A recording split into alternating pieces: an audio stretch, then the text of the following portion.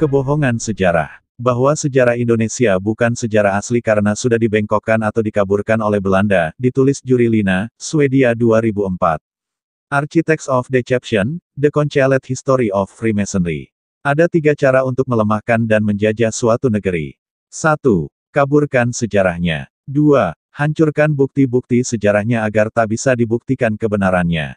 3. Putuskan hubungan mereka dengan leluhurnya, katakan bahwa leluhurnya itu bodoh dan primitif. Upaya pembodohan terhadap bangsa Nusantara adalah kejahatan terbesar Belanda terhadap bangsa ini Indonesia. Belanda tidak pernah mengakui proklamasi kemerdekaan tanggal 17 Agustus tahun 1945. Bagi Belanda, Indonesia baru merdeka pada tanggal 27 Desember tahun 1949, ketika Den Haag menyerahkan kedaulatan Republik Indonesia Serikat di Istana de Dam, Amsterdam. Beda 5 tahun itu adalah upaya gagal. Belanda merebut kembali Indonesia yang sudah memproklamasikan kemerdekaannya. Baru pada 2005 ketika hari ulang tahun proklamasi ke-60, Belanda, secara moral, mengakui proklamasi dengan tidak tegas dan sangat mengambang.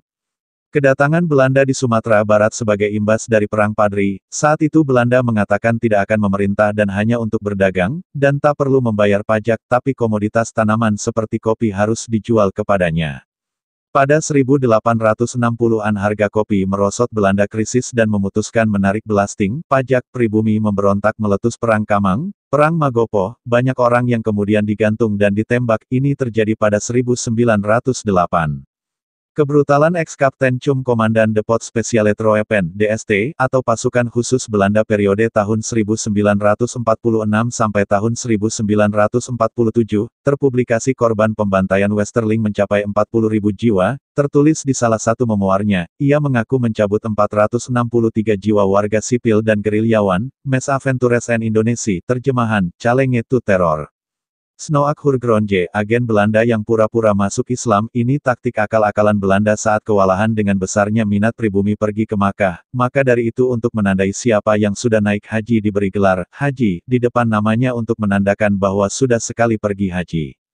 Jalan Anyer Panarukan sepanjang 1000 km, dibangun oleh Daendels Belanda, adalah tidak benar.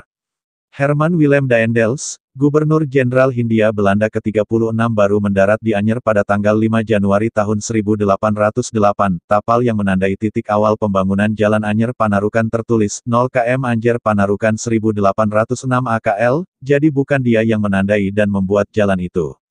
Nama jalan kerap disebut dengan nama jalan, Daendels, hanya karena jalur tersebut melewati wilayah Ambal yang kala itu dipimpin oleh A.D. Daendels, 1838 atau 3 dekade setelah H.W. Daendels, jaraknya hanya 130 km menghubungkan kota Bantul di Yogyakarta dengan Purworejo, Kebumen, dan Cilacap di Jawa Tengah, jalan tersebut sudah ada jauh sebelum orang Belanda tiba.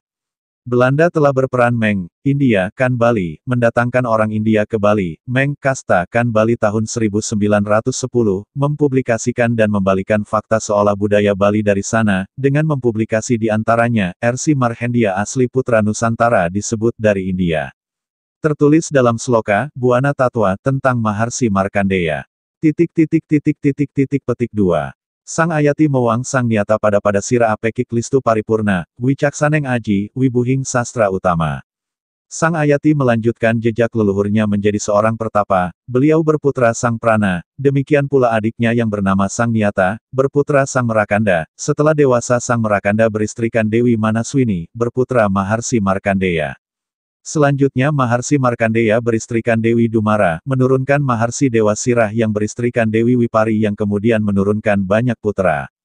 Adakah nama-nama di atas itu nama India? Atau adakah sumber India yang menyebut silsilah lengkap nama Maharsi Markandeya siapa ayah ibu serta anak istrinya, lengkap seperti di Nusantara Indonesia?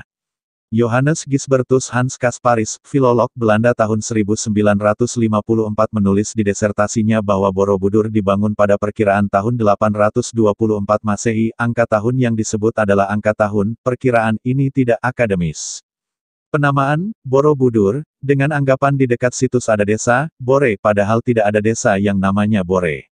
Budur, diartikan, purba, bahasa Jawa katanya, padahal arti budur bahasa Jawa itu, bisul.